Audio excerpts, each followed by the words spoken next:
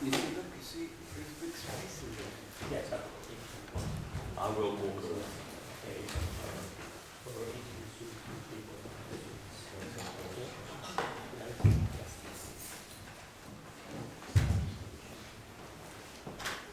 Ladies. Yeah, I know it's a little bit academic culture, you know. We don't do that. So it was time for Robin's festival.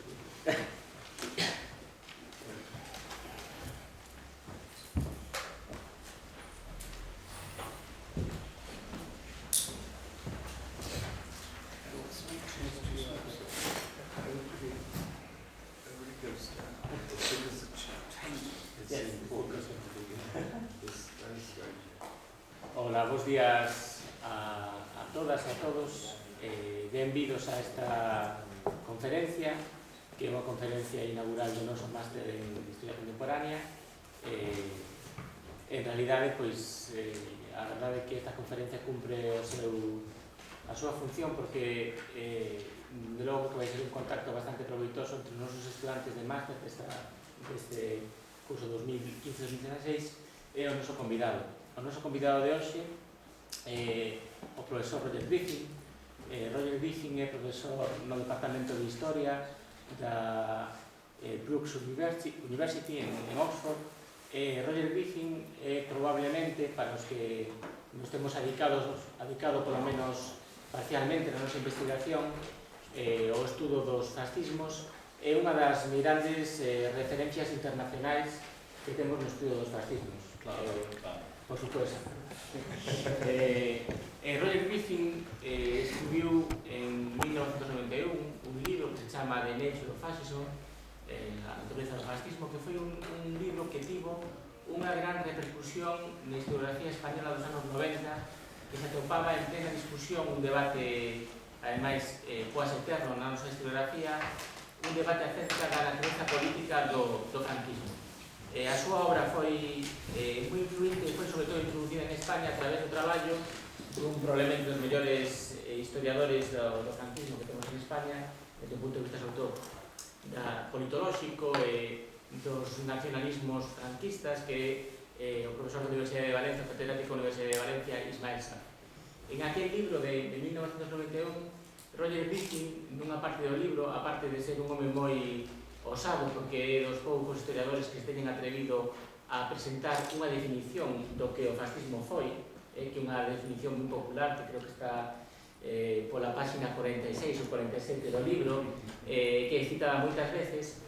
Xa en esas páxinas, Roger Griffin facía unha cousa que era reflexionar, aínda que reflexionaba todavía en aberto, sobre a suposta natureza antimoderna dos fascismos. Dicía que para él non era nada claro esa asignación automática dese carácter non só reaccionario, senón basicamente antimoderno dos fascismos que Colotti chamaría clásicos, non?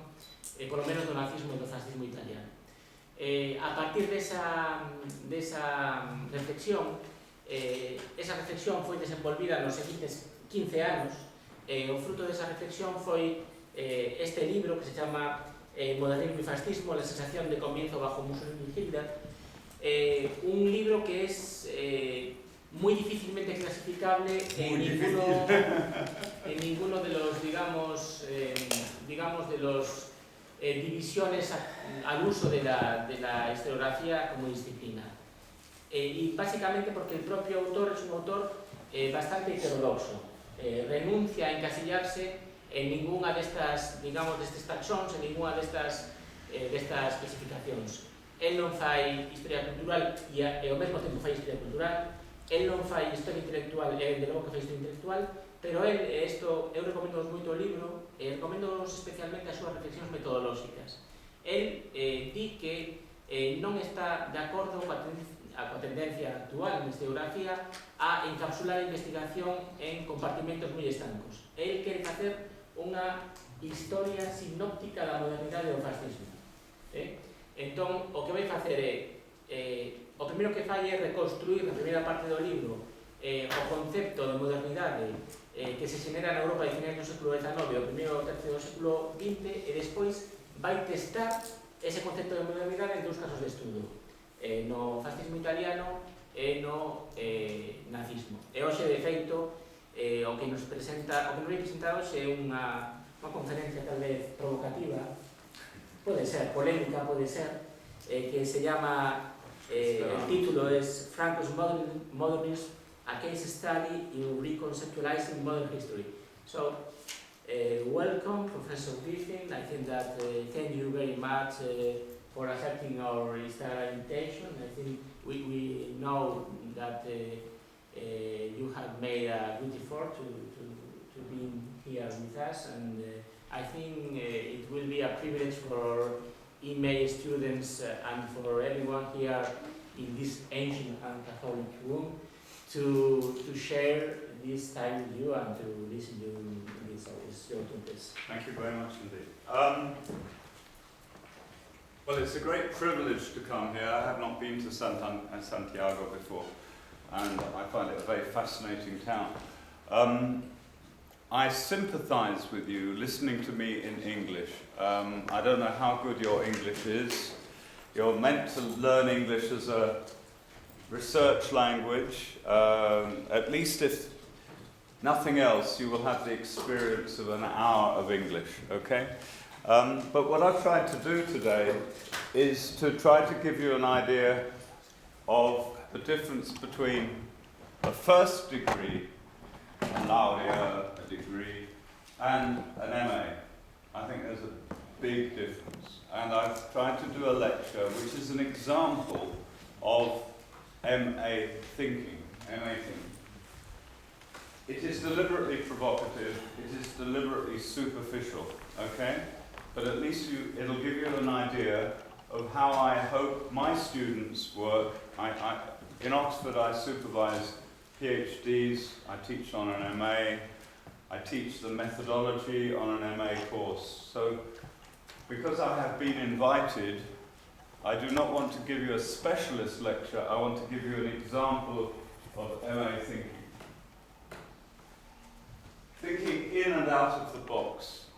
We have this American expression, you've got to think outside the box. You've got to think originally. Well, of course that's a stupid Americanism, but in a way, you have always been thinking in a box. My son is 16, he's going through exams. If he was original, he would fail. He has to follow the curriculum. Yeah? It's like a running track, and he has to keep running, okay? And the analogy I use is like you're learning to drive, okay? Up to the time you get your first degree at university, you are just getting an advanced driving license, okay? Now drive. If you are not careful, you have spent so long being educated that you have become stupid. You are still looking for the book, the text, the professor who will show you the truth. Now you have to start creating your own truth in a scholarly way. You have to start being original. So it's not function of an MA not to get a license to drive the car of human knowledge, but to start driving. You will have some accidents. You will sometimes spend months on a theory which is stupid. But if you must live dangerously. Vivere pericolosamente, Nietzsche, Mussolini. And this might illustrate it. This is a graphic from. This is not Spanish Baroque. This is Dutch fantasy. Okay. So you come into the building at the bottom, which is your secondary school, and you go up the steps. This is the school teacher, and you get into the building, and then you get to university, and the building changes. Everything's the same but different. Every subject, when you get to university, is much bigger. You have to unlearn. Forget what you learned for the first set of exams. And after 3 years, 4 years, you get quite used to that space. Yeah? But if you're going to go on to an MA, you have to go up a ladder, which is both inside and outside the building. And you're suddenly in another space, where you see things differently. This is called Belvedere. So the building of education and knowledge is not a continuum. It is a surreal building. It's a constant process of learning and unlearning. If you learn science for school, it has nothing to do with reality. The reality being discovered now by advanced physics research is totally mad. What we call reality is only mathematically modelable. It is impossible. It is much closer to the world of Escher, quantum physics. I am on the roof now. I can say what I want. Because nobody tests me, I test other people. But you are in, I would suggest, the top layer, and it's a strange building. I think this is either a teacher who went mad trying to teach, or it might be a student who wants perfect total knowledge and is very frustrated, or maybe he's a communist or religious extremist who cannot be satisfied, or maybe he took the wrong sort of pills. But basically, the building of knowledge is a strange building. The stairs lead to the BA degree, the ladder leads to the PG, that's postgraduate degree. PhD students are on the roof. So the MA, it seems to me, is a transition from the world of safe knowledge, where there are experts, to a world where there are no experts, where you have to become an expert.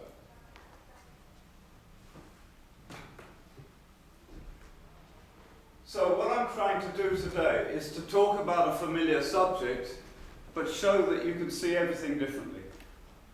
There is no truth here. We're in the world of theory, model, argument, different perspectives. Today's talk hopes to set the tone of your MA by providing a case study in how familiar concepts can be challenged to enable new insights and perspectives to emerge, thus providing the basis for original scholarship. I hope you've seen the matrix or matrix, where everybody is trapped in an illusion, and you take a pill and you see the way the world is. Well, do you want to spend the rest of your academic time within the familiar, or do you want to find something new? Okay? You will lose either way. If you stay in the safe world of knowledge to get a good mark, a good result, to make teachers like you, to be good at interviews, to make lots of money, you will lose the excitement of the madness of the world. If you choose the madness of the world, you will find conventional reality, news bulletins, newspapers, and most books very, very difficult, because you know they're not true.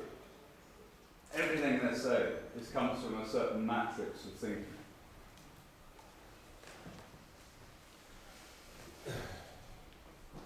You cannot do any discipline in the humanities without concepts.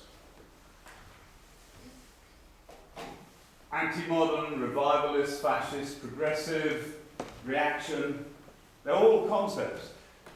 Concepts come from the Latin concipere, to pick up. You pick up bits of reality with a concept. But they are very ambiguous, because you pick up one bit of reality, but you miss another bit of reality. So you have to look at your core concepts. Concepts allow you to see some things, but it blinds you to other things. In your work, you must be prepared to examine critically some of the core issues which are not normally looked at, some of the core concepts. I found this, I don't know if it makes much sense to you, I think it's meant to be funny, yeah? The whole idea of blinkers, we call them.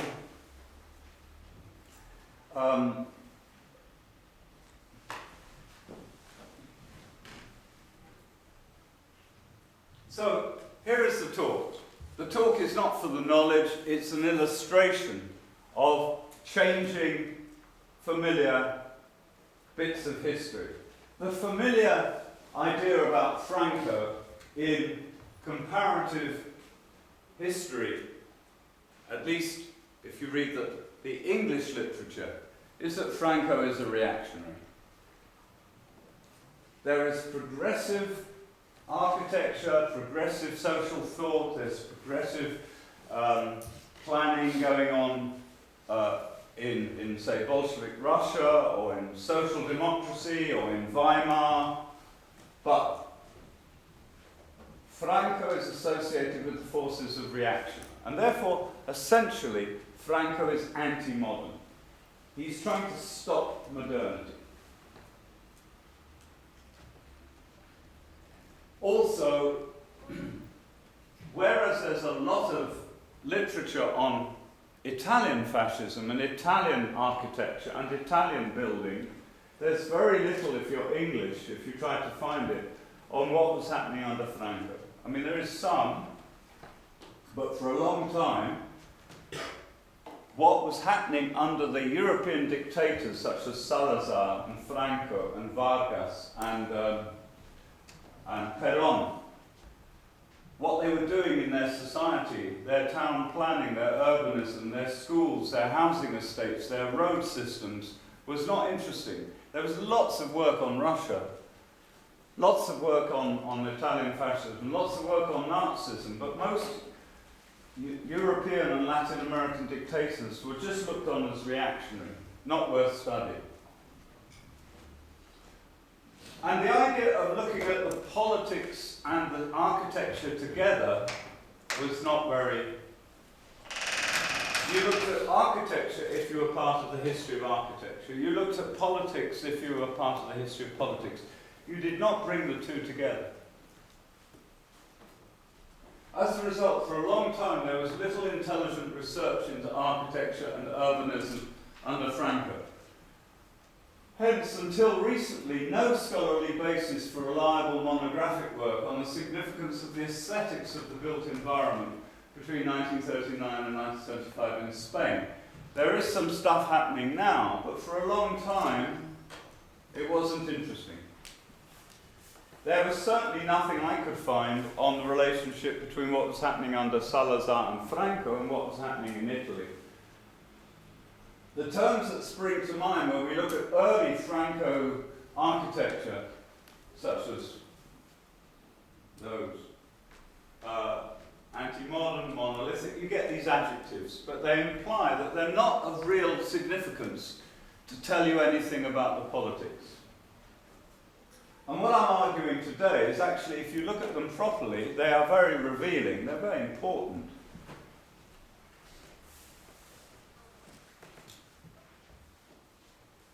Now, this is not just in Spain that this happens. It is widely assumed that Hitler is anti-modern. I have a book in my bag, but it doesn't matter. It came out this year. Urbanism and Dictatorship, a European Perspective. 2015, page 153. Did National Socialism, deeply anti-modern in its racism and expansionist system goals, nevertheless apply modern goals in specific political sectors? Did it merely simulate modernization, or perhaps implement it against its will? Now, can you see in the way the sentence is set up that it is assumed by the writer that Nazism is anti-modern? This is the common sense of millions of ordinary people, if they think about it, and many, many academics. And look why it's anti-modern. It's racist and it's expansionist. It had slaves. It had concentration camps. Well, Stalin had slaves in concentration camps, but strangely enough, Bolshevism is seen as having a progressive ideology. But Nazism is anti-modern. And yet, when you look at its urbanization schemes, it is extremely modern. It planned big housing estates, new factories, new road systems. It built motorways. It built Volkswagen, which has just lost a lot of money if you've got shares in Volkswagen. So there's a problem here. It says, did the Nazis implement modernization against its will? Now, what does that mean? You mean this? They didn't want to be modern, but they ended up being modern. That's a rather stupid idea. How can a regime want to be anti-modern, but ends up inventing motorways, town planning, rockets. I mean, how can an anti-modern regime develop rocket technology? Create rockets that go into space and drop on London? Is that anti-modern modernity, or is there something wrong with the idea of modernity? But there's another way of approaching the architecture under Franco. In traditional terms, I am no expert here. I don't speak Spanish. I'm not an expert on Franco, so I'm not an expert. But what I have become an expert in, a sort of expert, thanks to this book here and the work on it, I've spent a lot of time thinking about the concept of modernity, thinking about the concept modern. What I have focused on extensively is the way modernity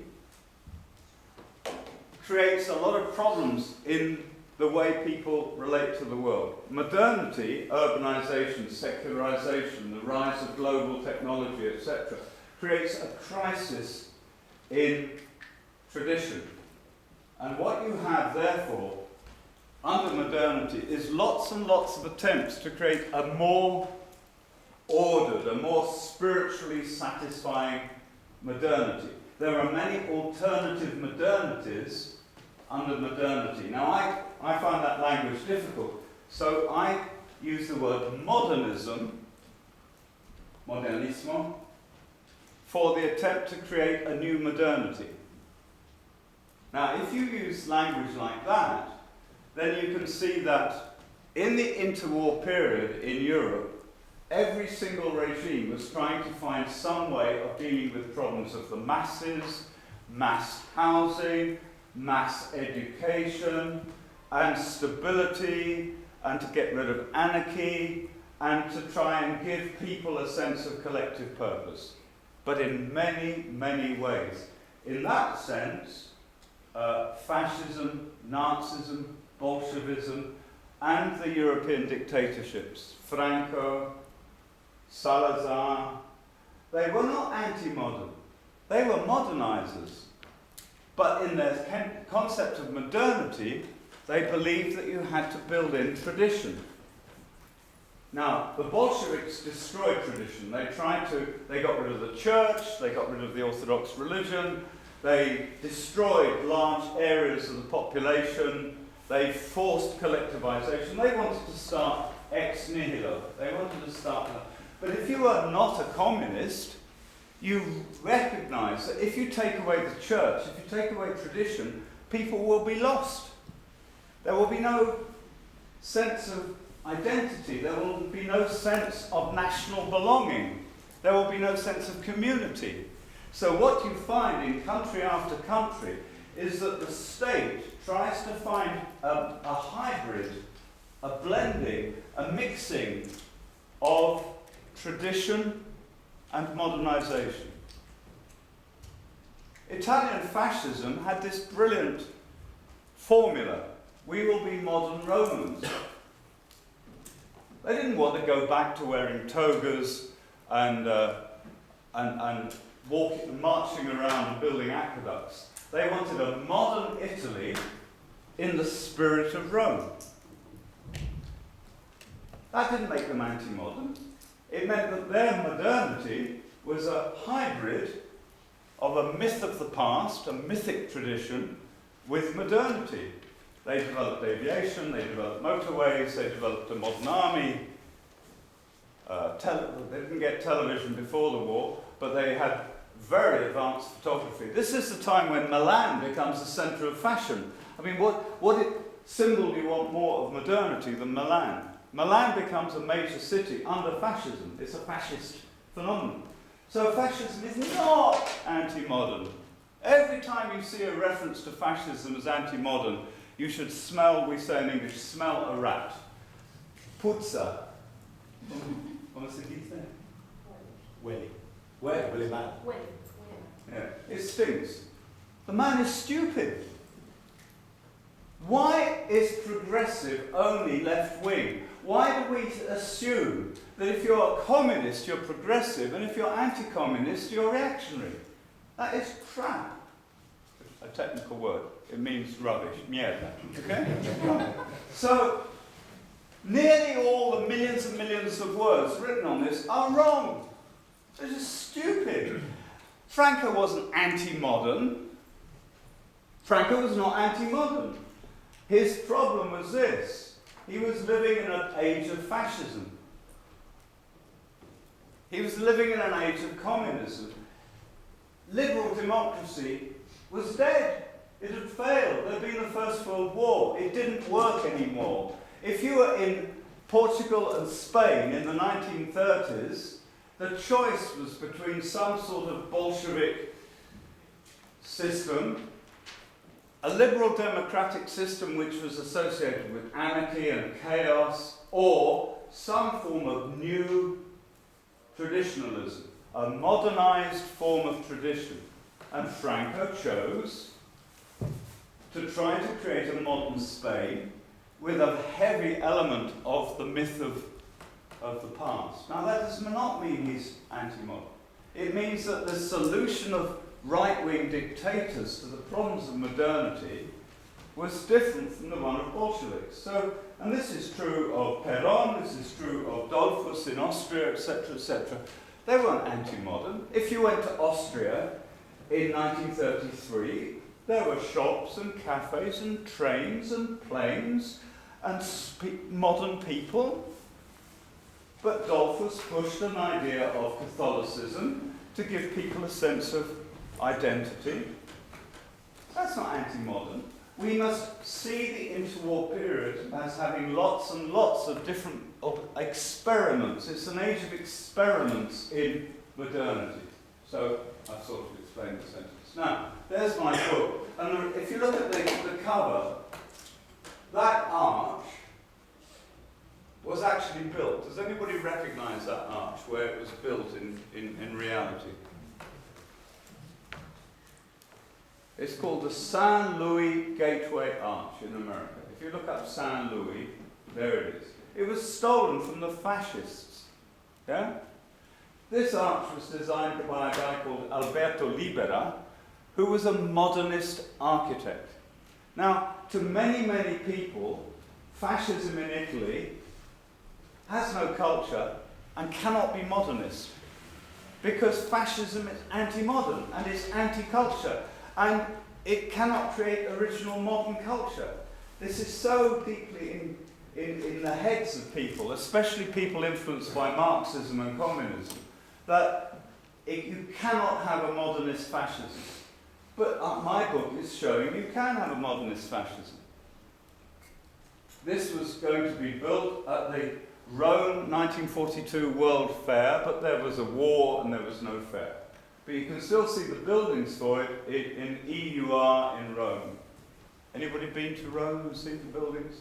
Amazing. It is a spectacle of modernism, fascist modernism, with a fusion between Roman culture, Roman architecture, and the modern imagination. Don't worry about that. I said that in the 1930s there were many experiments with hybridizing, making new hybrids of traditional and the future. Now here is an iconic building of modernity. Very few people would say that in 1930 this building was not modern. It's the Empire State Building after all, okay? But what is interesting is that it was built as the Depression was hitting America. It was built as a symbol of the American national will to build itself again, of capitalism to build itself again through work. It's therefore a triumphant symbol of the American dream, of the collective national and patriotic will, but it's based not on totalitarianism or fascism or communism, it's based on capitalism. This is a sort of capitalist totalitarianism. This is the American dream. In enterprise, individualism, freedom to work, this is America's way out of the economic collapse.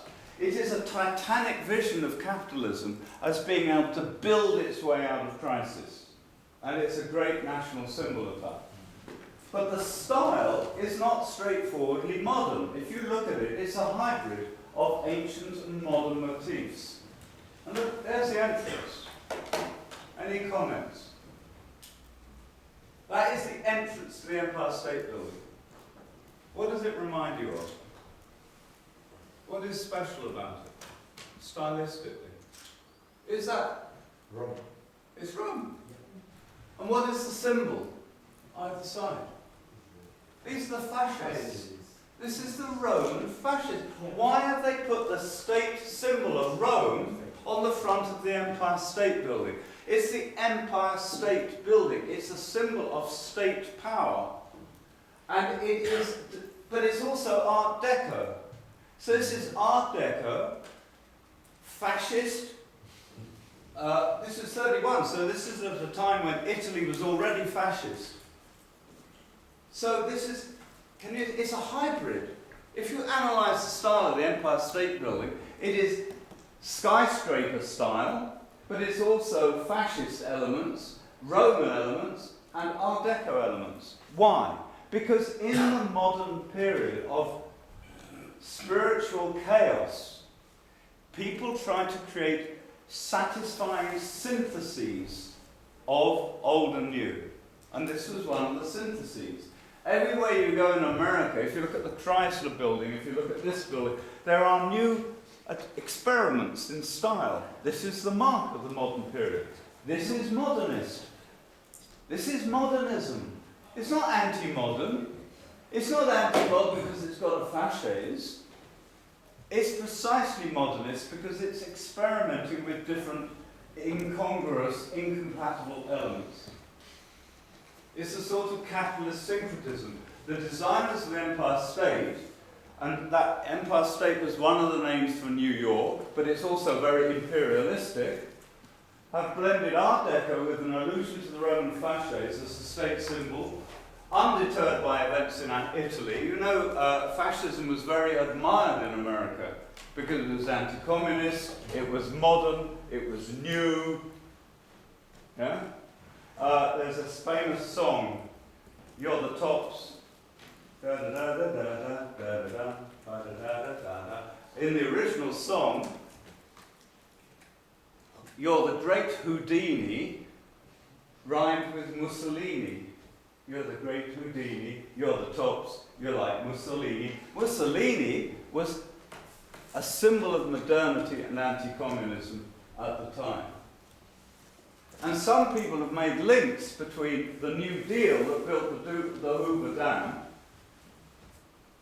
where you had big public works to absorb unemployment, and what was going on in Nazi Germany and what was going on in... That's not anti-modern. Nazi economics is not anti-modern. Fascist society isn't anti-modern. They're all experiments in different modernities. Now, when you're in a liberal capitalist society, a building is very often a private initiative. So you cannot say anything about the politics from that one building. But when you have an authoritarian regime, one which rejected liberalism and rejected individualism, then what gets built reflects political ideology. Architecture and urban design become significant because they reveal ideas about society. So it's different looking at the Empire State Building and looking at a building built under Hitler or Mussolini or Franco. The element of state control, censorship, promotion that arose in authoritarian societies enables architecture to provide historians with insights into state ideologies, revolutionary schemes, official cultural norms, and the social ideals they promoted in a way which is more problematic when dealing with free, pluralistic society. Okay, so actually, if you want to understand what was going on in Frankism, you should look at the architecture, you should look at the art, you should look at the initiatives of the state because they are official. Therefore, you can see architecture as sort of frozen ideology.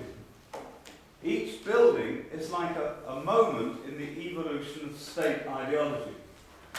We are familiar with the idea of the shift from the wild utopianism of early Lenin, i.e. the Lenin phase of the Bolshevik Revolution, to the crushing totalitarianism of Stalin is symbolized in a shift in style. I don't know if you know anything about Russian architecture, but this was the sort of fantasy that was going to be built under Lenin. This is constructivism. Can you see that it's utopian architecture?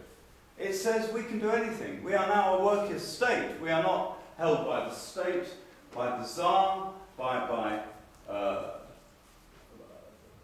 tradition, by the church. We can dream. And constructivist architecture reflects the utopianism of the Lenin phase. Yes? But when Lenin gives way to Stalin, Stalin has fantasies like this. Now that is so obviously, semiotically, an expression of Stalinism. It is megalomaniac. Look, this is the scale. These are the people. Yeah?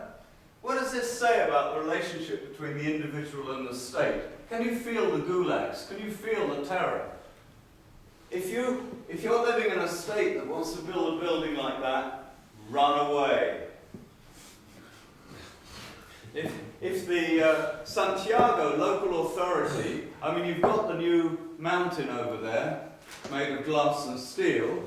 Yeah, but supposing they wanted to build that, you were very lucky. Now, what is this stylistically? Look at it. It's sort of neoclassical there, isn't it? Yes? But what it becomes going up is a sort of weird, sort of dictatorial Baroque. What is it? It's megalomaniac, it's all sorts of things, but it's revealing. So what am I arguing in this? I'm arguing that a handful of major building projects of the Franco era point to the fact that some architects were trying to find a Spanish version of modernity. And that modernity was their modernism. That there was modernism under Franco. We shouldn't expect everything in Spain to look like constructivist Russia. Just because it doesn't look experimental doesn't mean to say it's not modernist. Modernism is an attempt to resolve the contradictions of modernity by having a mixture of tradition and modern. Okay? And therefore, if we look at Spanish architecture from that point of view, we start changing the way we see Franco's relationship to fascism and reaction. And we start opening the mind by challenging the basic concepts to the idea of a Frankist modernism, which is not a phrase you will find in Google. Premise: each regime aesthetic in the interwar period can be seen as a different syncretism. Syncretism means when you blend incompatible elements, which sums up its aspirations towards an alternative modernity and is hence suggestive towards a different modernism. It is well established that the Bauhaus and Le Corbusier represent an aesthetic modernism, but so do all attempts to articulate an alternative modernity in built form.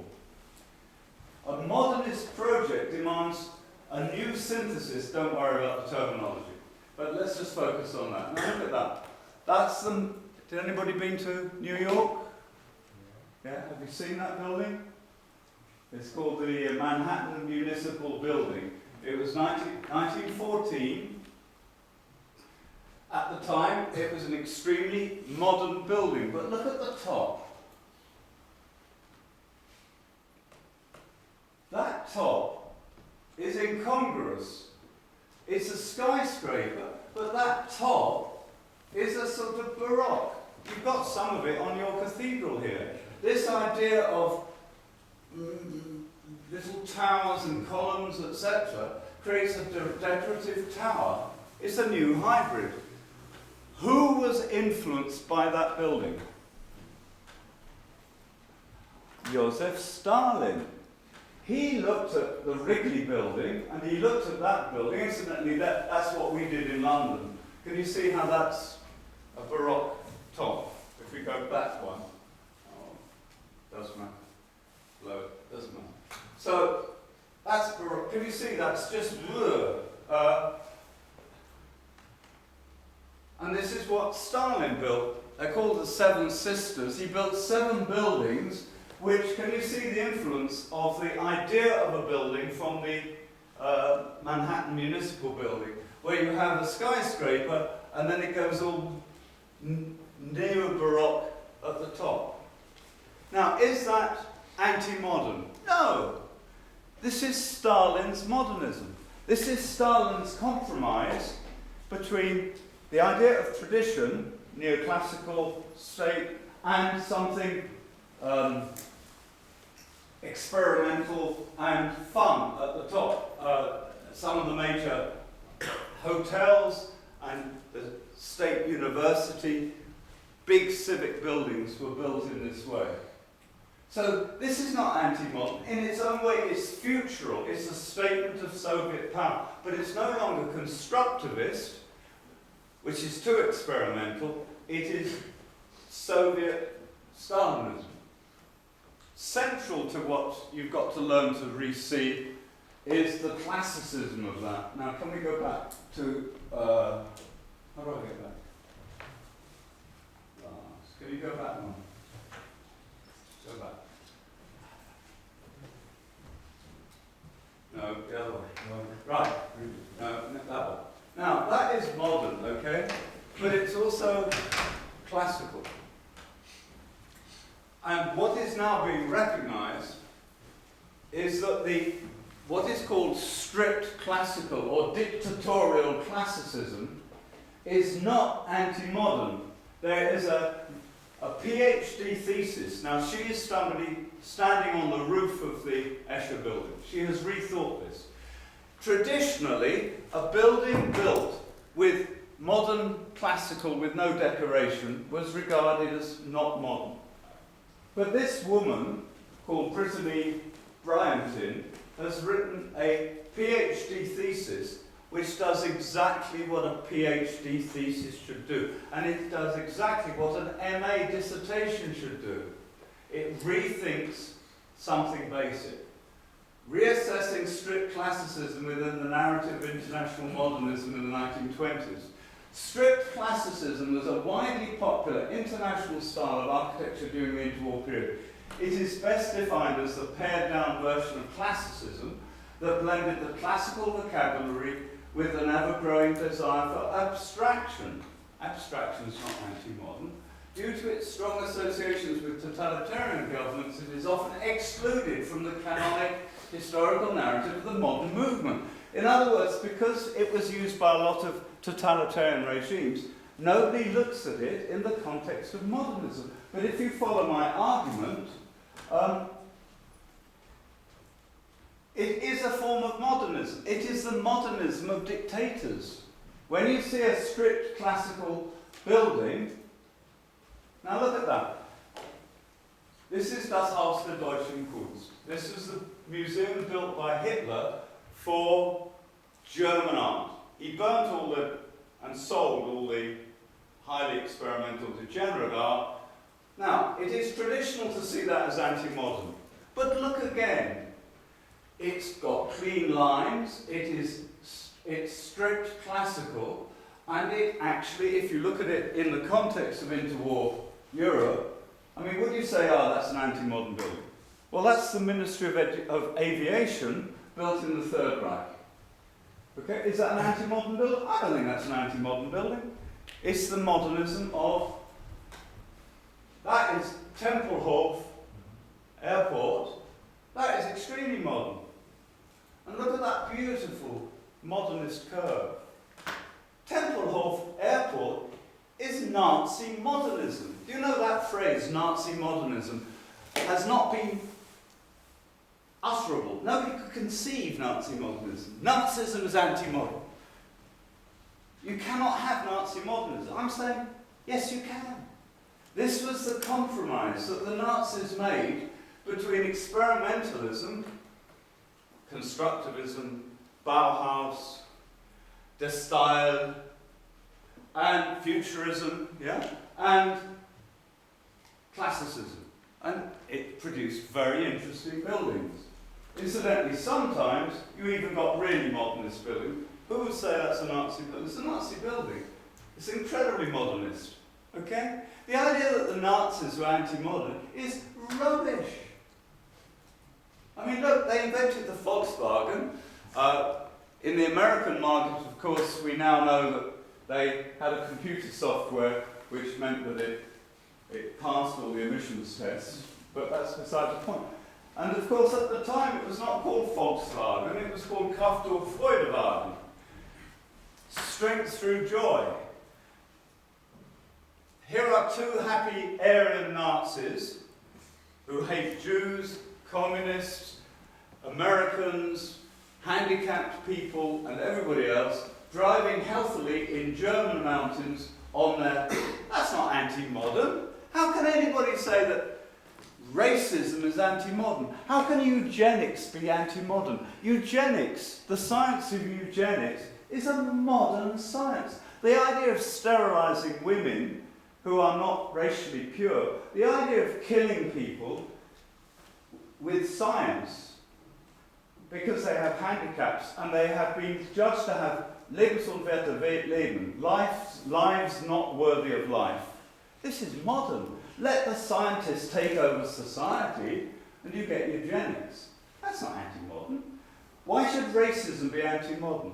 Why should having slaves be anti-modern? After all, we have a company in England called Primark, which sells modern clothes. They're all made in Bangladesh by slaves, but of course we don't see them.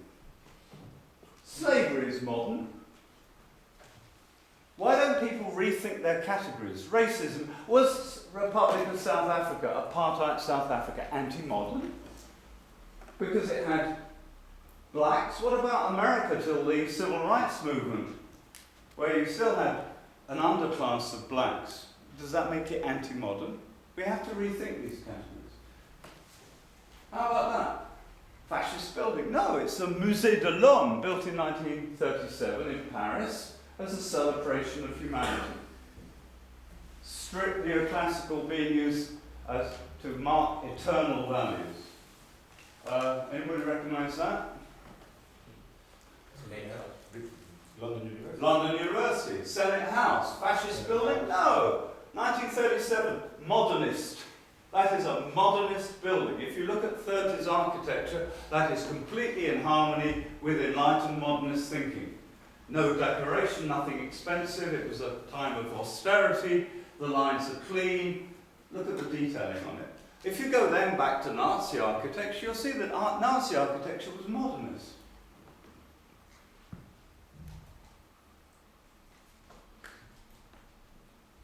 Malaga.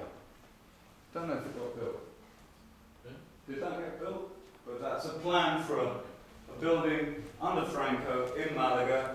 I would say that to the eyes of a right-wing, anti-republican, anti-Bolshevik Spaniard, that is a modern building. Malaga. Again, why is that anti-modern? Isn't it obviously an attempt to evoke the aesthetic of fascist strict classicism? These are experiments under Franco in building an aesthetic which is modern but traditional. Far more interesting are several projects in which traditional values are built in a spirit of modernity. I mean, this I'm afraid I have to show you again because it's overseen.